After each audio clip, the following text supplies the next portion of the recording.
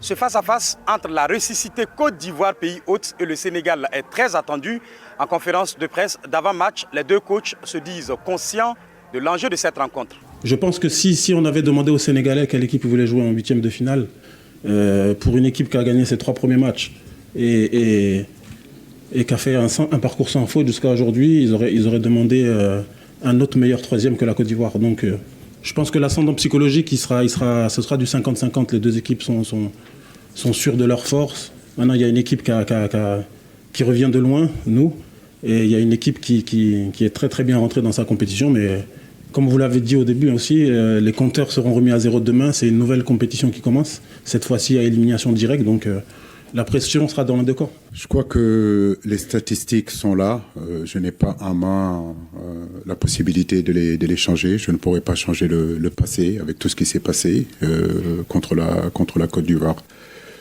Je l'ai toujours dit, nous sommes dans le présent. Le passé, c'est le passé. Le futur, il n'y a rien de sûr à ça. Aujourd'hui, on est focus sur ces huitièmes de finale.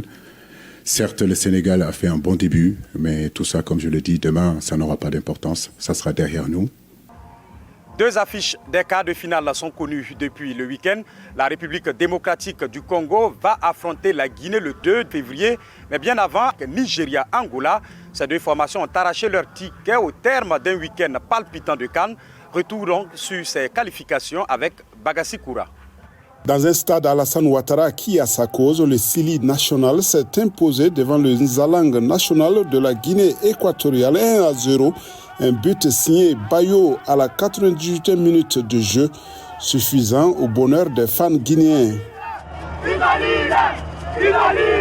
Vraiment, aujourd'hui, c'est la joie. On a vengé notre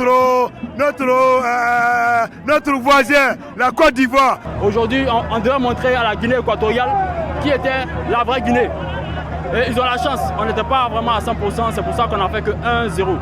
Les Guinéens ont souffert avant de venir à bout de la Guinée équatoriale qui est restée bien en place malgré l'expulsion de Federico Bikoro à la 55e minute. Pour le coach Kaba Diawara, cette victoire rebooste ses garçons. Le moral, franchement, il est au top. Après une victoire comme ça, à l'arraché, j'ai envie de dire, dans le contexte que l'on connaît, on arrive à gagner.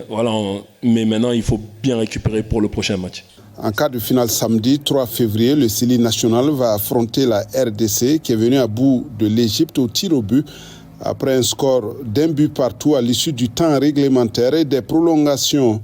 Samedi, l'Angola a été le premier à décrocher son ticket pour les quarts de finale en malmenant la Namibie 3-0. Les Palancas Negras feront face au Nigeria vendredi.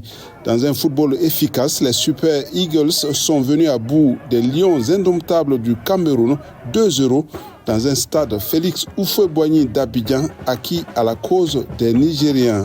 C'est ce que les Ivoiriens voulaient qui est arrivé, qui restent dans jouer leur compétition, qui la gagnent. Parce qu'ils ne font pas comme ça qu'ils sortent lundi. Parce que s'ils sortent lundi, c'est le deuil. Ils vont encore casser tout. Le Nigeria a pu une fois de plus compter sur son attaquant vedette Victor Osimhen, énorme. He didn't score, but he did a fantastic game. Il n'a pas marqué, mais il a fait un match fantastique. Ce n'est pas facile de l'arrêter. It's not easy to stop that guy. Je crois qu'une dame m'a demandé hier, vous devez marquer, pourquoi vous ne mettez pas Osimhen sur le banc? Why don't put Osimhen in the bench? My friend. Il faut demander aux défenseurs adverses à quel point ils ont souffert. Ils souffrent, ils pressent, ils gagnent le ballon. Le premier but, c'est lui qui l'a créé. Beaucoup critiqué, le sélectionneur camerounais a une fois de plus évoqué une équipe en reconstruction. Je vous le dis encore, je suis à la reconstruction. À la reconstruction qui veut dire que ça prend du temps. Ok? Il faudrait que vous le sachiez très bien. Ça doit prendre du temps. Et en même temps, je dis, aujourd'hui, on voit l'évolution. J'ai été critiqué qu'il n'y avait pas du bon jeu. J'ai été critiqué que je mettais des joueurs n'importe où. Mais aujourd'hui, j'ai dit, si je ne les appelle pas, je vais appeler qui? Qui n'est pas là, qui devait être là? Il faut bien connaître les choses aussi. Diminué à cause d'une blessure, Vincent Aboubakar, le capitaine des Lions indomptables qui n'a joué que la fin du match contre le Nigeria durant cette CAN, a annoncé sa retraite internationale. Bagassi Koura, Abidjan pour VOA Africa. Demain se jouent les derniers matchs des huitièmes de finale. 2 oppositions au programme.